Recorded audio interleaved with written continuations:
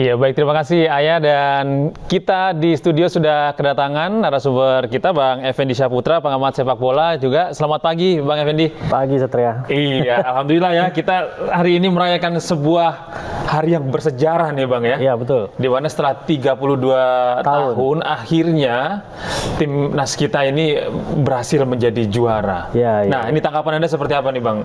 Ya, ini momen spesial buat masyarakat pencinta olahraga khususnya sepak bola Indonesia.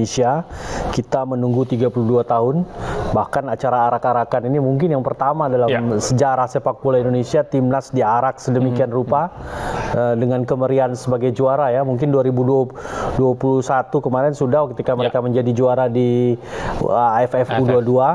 Ini berulang lagi hari ini, saya pastikan kemeriahan pasti akan lebih luar biasa lagi karena ini berkaitan dengan sejarah panjang kita puasa puasa prestasi. Gitu ya.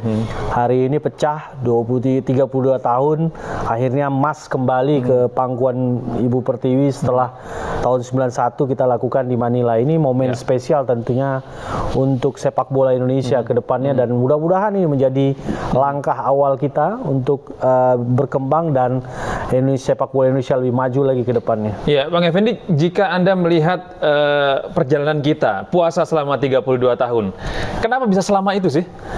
Ya, saya pikir ada beberapa SEA Games kita itu sudah mencapai final, termasuk terakhir 2019 di tangan Coach Indra Safri juga. Memang momok terbesar kita adalah dua tim yang selalu menjadi hantu buat semua pemain, yaitu Vietnam dan Thailand. Dan harus kita akui bahwa perkembangan sepak bola dua negara ini luar biasa. Mereka berkembang pesat, apalagi Vietnam ya. Vietnam itu juara 2 kali berturut-turut sebelum ini. Jadi mereka juara 2019 dan mereka juara lagi 2021. Jadi memang ketika berhadapan dengan Vietnam dan Thailand, semacam mentalitas anak-anak udah down dulu. Dan ini yang mungkin diperbaiki oleh Coach Indra Safri dalam waktu yang rentan dekat tadi, cuma 1,5 bulan. Secara permainan, pemain-pemain Indonesia levelnya hampir sama aja dengan Thailand dan Vietnam, tapi secara mentalitas kembali. Ketika berhadapan dengan dua negara ini selalu ada momok menakutkan yang sudah menghantui pikiran pemain sebelum pertandingan. Ini yang sering menjadi penyebab kita kekalahan. Terakhir di final 2019 itu kita takluk 3-0 ya. Dan hari ini diperbaiki langsung oleh Coach Indra Safri, dan Coach Indra Safri tidak sendiri. Di belakangnya ada 4 pemain legend. Indonesia, ada Coach Kurniawan Dwi Yulianto, Coach Yeyen Tumena, Coach Eko Purjianto, dan Coach Sahari Gultom, dan Coach Eko Purjianto ya. Jadi mereka ini legendnya timnas Indonesia di masa lalu. Tentu mereka memberikan masukan-masukan yang berharga buat pemain-pemain muda ini, bagaimana mereka menyuntik moral setiap pertandingan. Saya dengar setiap malam itu masing-masing asisten coach ini mendekati pemain dan berbicara dari hati ke hati. Gitu ya? Ini membuat mental anak-anak kuat, dan ini dibuktikan ketika semifinal kita bisa mengembalikan keadaan di mana dengan 10 orang kita bisa mengalahkan Vietnam di titik gol, di titik terakhir. Ini menunjukkan mentalitas anak-anak sudah sangat kuat, terbangun, dan inilah khasnya Coach Indra Safri. Dia lebih menekankan kepada pembentukan mental karakter pemain yang utama dalam membentuk tim. Yang saya tahu ketika beliau menjuarai U19 AFF pertama 2013, begitu juga pembentukan mental karakter pemain.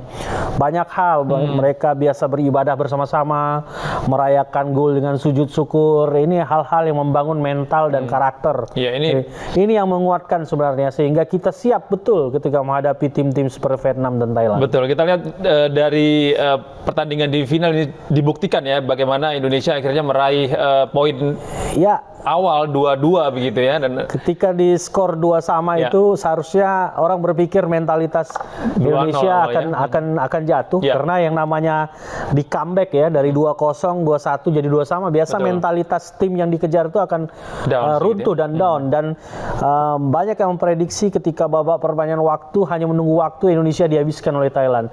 Tapi ternyata salah satu pergantian pemain yang efektif ditunjukkan oleh Coach Indra, dan Irfan Johari menunjukkan kelasnya, dan dia menunjukkan mentalitasnya untuk meruntuhkan semangat Thailand untuk menghabisi Indonesia dengan gol menit 91. Setelahnya semua sudah menjadi milik Indonesia ya, apalagi setelah kartu merah pemain Thailand. Setelah skor 4-2 itu sudah praktis menutup kemenangan dan kita tinggal menunggu peluit akhir sebelum dikasih bonus sama gol ya Beckham terakhir. Betul, akhirnya menempatkan Indonesia menjadi juara di posisi 5-2 gitu ya, Bang. Ini skor fantastis sebenarnya. Nih. Nah, tadi kita juga sempat mendengar gitu bagaimana satu kata yang disebutkan oleh Ketum PSSI Erick Thohir, cerah. Jadi masa depan olahraga sepak bola Indonesia cerah. Tanggapan Anda seperti apa?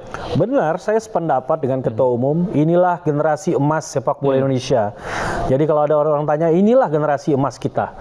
Pemain-pemain ini belum masuk lagi beberapa pemain yang tidak dipanggil mungkin ya. Ada Elkan Bagot yang main di Ipswich Town Liga Inggris. Kemudian ada Asnawi Mangku Alam yang beredar di Liga Korea. Dan dengan skuad yang ada sekarang ada Marcelino Ferdinand yang juga bermain di Liga Belgia, ada Witan yang kembali dari Eropa juga bermain di Persija Jakarta. Dan inilah buah dari kompetisi kita musim ini di mana semua tim menurunkan pemain-pemain mudanya. Semua tim berani menurunkan pemain-pemain mudanya sehingga inilah buah yang kita panen hari ini. Kita lihat di barisan belakang Rio Ilham, kemudian ada Rizky Ridho, kemudian ada Arhan ya yang bermain di Jepang juga. Ini sangat padu dengan di tengahnya ada Taufani yang selama ini orang tidak tahu. Pemain dari Liga 2 nih, dari Persiba Balikpapan. Ternyata punya potensi untuk mencuat juga, dan saya rasa setelah ini dia akan masuk dalam bidikan klub-klub besar.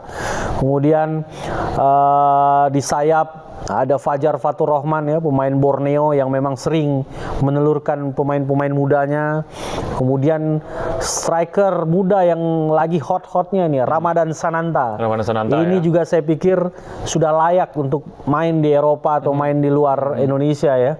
Sayang kalau talenta seperti dia tetap bermain di liga kompetisi kita. Ini harus mampu diorbitkan. Saya berharap ada agent yang mampu membawa dia bermain di Eropa atau di liga-liga top Asia seperti Liga Jepang maupun Liga Korea. Kemudian di sayap kiri Witan juga tidak kita sanksikan lagi, dia salah satu winger terbaik di Indonesia saat ini. Dan saya pikir dengan hasil emas Indonesia ini ada dua agenda U22 di depan ini, yaitu kualifikasi AFC, kualifikasi Piala Asia U23, dan kemudian ada Asian Games di Hangzhou nanti bulan September dan Oktober.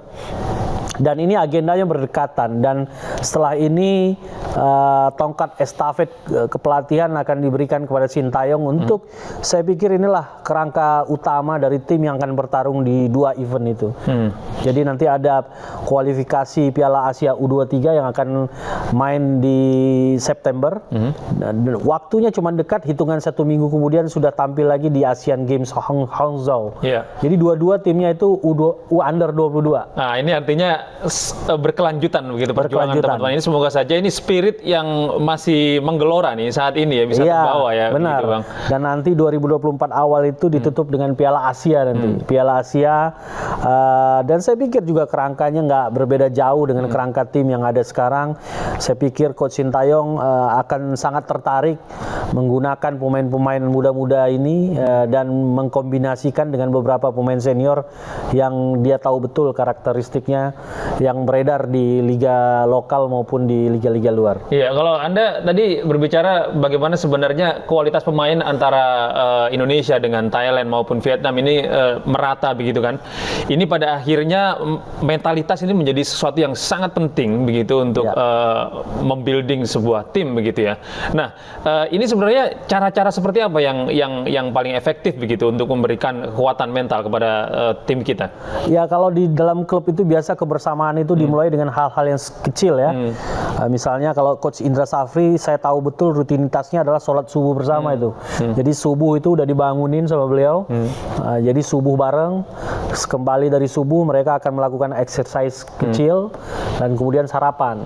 Biasa sarapan itu mereka akan minta datang jam sekian, tidak boleh telat, dan itu berdoa sama-sama, makan sama-sama. Ada aturan-aturan kecil yang diperlakukan di dalam tim dan ini menumbuhkan kebersamaan. Dan biasanya nanti penempatan kamar. Penempatan kamar biasa tidak mungkin pemain dari satu klub itu akan sama. Oh gitu. Iya, biasanya nanti pemain dari Papua ntar satu kamar sama pemain dari Aceh gitu kan. Atau pemain dari Sulawesi nanti sekamar dengan pemain dari Jawa. Ataupun nanti berdasarkan posisi. Pemain back, stopper itu biasa sekamar. Striker biasa sekamar. Sehingga di dalam keseharian mereka akan saling koreksi. Mereka akan saling berbicara dan tidak ngegeng. Tidak ngegeng dari kelompok-kelompok khusus. Biasa kalau saya lihat di tim ini kan paling banyak dari Borneo misalnya. Nggak berkumpul pemain Borneo semua. Atau tidak berkumpul pemain Persija semua. Sehingga ngeblendnya ini memang dimulai dari hal-hal yang kecil.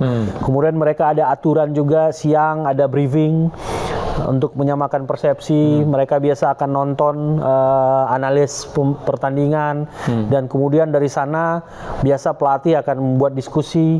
Kemudian mereka akan mereview pertandingan terakhir.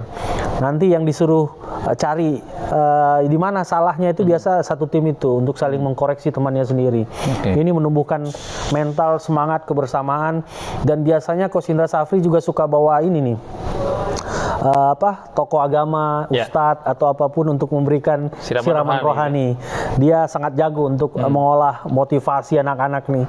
Biasanya beliau akan undang itu dan sering ikut acara keagamaan, dan biasanya tiap malam juga akan ada doaan bersama.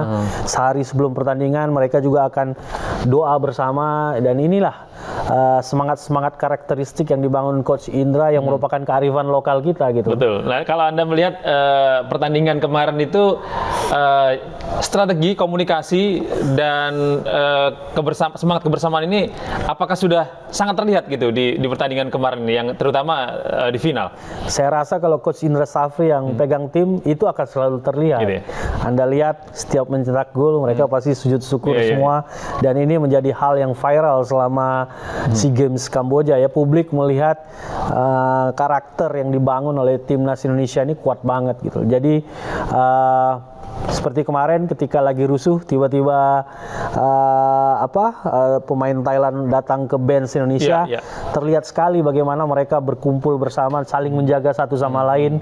Mereka tidak berpencar tapi langsung menyatu menjadi sebuah kelompok, dan mereka siap gitu di menghadang atau saling bantu. Ini menunjukkan mereka sudah kekeluargaannya solid gitu, solid banget. Apalagi mereka ini kan sudah terbangun memang dari timnas usia kelompok umur ya. Mereka udah satu tim di U16, U15, U17, U18, U19 dan akhirnya U22. Jadi komposisi tim yang dibangun dari U15 sampai U22 ini nggak jauh beda. Kalaupun ada tambah-tambahan pemain yang masuk di luar itu mungkin seperti Ramadan Sananta ya. Tiba-tiba langsung masuk tanpa pernah mungkin di U16, U17 atau ada beberapa pemain lagi seperti Taufani mungkin tidak pernah tampil reguler di U19, U17 akhirnya bergabung. Nah, ini hanya kelompok-kelompok kecil, tapi sebagian besar mereka ini sudah saling mengenal, sudah saling tahu karakteristik masing-masing, gaya main masing-masing yang sudah dibangun dari sejak usia dini, dari U15, 16, 17 sampai sekarang di U22. Ya, kalau kita lihat saat ini kondisi terkini di Kemenpora ini Bang Evin ini sudah dikumpulkan rupanya ini untuk kemudian akan mengikuti pawai. Ya, saya pikir kelompok-kelompok supporter juga akan mendukung acara ini ya. Seperti kalau kelompok supporter Persija Jackmania, mereka hampir memastikan akan ikut arak-arakan ini. Saya pikir klub-klub dari sekitar Jakarta seperti Kabu Mania dari Persikabo Bogor, atau pendukung Persita Tangerang, Kemudian mungkin saja pendukung dari Bandung juga akan turun ke Jakarta pagi ini untuk ikut dalam arak-arakan ini. Dan ini saya lihat sumringah sekali Pak Betul. Erick Thohir. Ada Pak Arya Sinulinga juga. Ada Pak Arya Exco. Karena Pak Erick ini luar biasa tuahnya ya. Baru 3 bulan menjabat langsung membawa sejarah 32 tahun. Luar biasa. Medali emas sepak bola Indonesia. Yeah. Saya pikir ini suatu hal yang positif di kepengurusan beliau. Yeah. Tanpa kita melupakan juga jasa-jasa dari kepengurusan sebelumnya yang ikut secara tidak langsung membentuk tim ini, membentuk pemain-pemain ini. Tapi pemain-pemain ini memang terbentuk dari hasil tempahan kompetisi kita. Ya. Baik itu kompetisi Liga 1, Liga 2 maupun kompetisi kelompok umur. Ya. Nah, kalau Anda melihat ini kita selalu orang banyak yang menanyakan bagaimana dengan insentif atau bonus-bonus mereka ini. Apakah ini sudah cukupkah untuk menggelorakan begitu semangat mereka untuk kembali bertanding dengan spirit yang lebih menggelora ke depannya ini di kualifikasi U23 maupun di Asian Games Asia ya, di Piala Asia ini nantinya. Baik, saya pikir bonus selain dari bonus resmi negara untuk timnas sepak bola ini saya rasa akan mengalir begitu banyak bonus-bonus lain. Mungkin bukan tidak mungkin juga dari Ketua Umum Pak Erick Thohir ada bonus-bonus khusus ya, yang mengalir untuk tim juara ini, dan saya pikir anak-anak ini jauh lebih membanggakan mereka dapat medali emas. Ya. Saya pikir mungkin mereka ini lupa juga soal bonus. Tapi ketika bonus itu datang, itulah menjadi bonus buat mereka ya. Bonus yang sesungguhnya. Karena gitu ya, Bang. kesenangan yang sesungguhnya adalah mereka menjadi bagian dari sejarah sepak bola Indonesia. Bagian dari sejarah yang memecahkan rekor 32 tahun Betul. kita tidak memperoleh medali emas. 32 tahun itu bukan masa yang pendek begitu penantian kita. Dan ya, Bang, mereka akan dikenang untuk beberapa tahun ke depan. Bukan tidak mungkin anak dan cucu mereka akan mengenang bahwa ayah saya pernah menjadi juara SEA Games di tahun 2023. Betul. Dan hari ini kita juga tidak hanya merayakan kemenangan dari sepak bola ya, Bang ya. Ini kita juga merayakan kemenangan dari kawan-kawan kita yang berhasil membawa 87 emas. 87 emas melebihi target presiden ya, Bang ya. Ini juga rekor. Kita terakhir kali membawa emas melebihi ini adalah SEA Games Kuala Lumpur 89. 89. Ya, Wow. kita dapat 104 emas.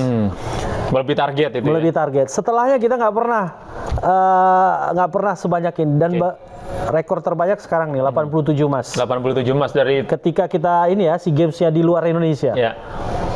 Jadi ini double prestasi kita. Ya. Kita dapat 87 emas dari target 69 emas yang diminta oleh Presiden Jokowi. Baik. Kita dapat 87. Kita menuju ke Kemenpora terlebih dahulu, Bang Effendi.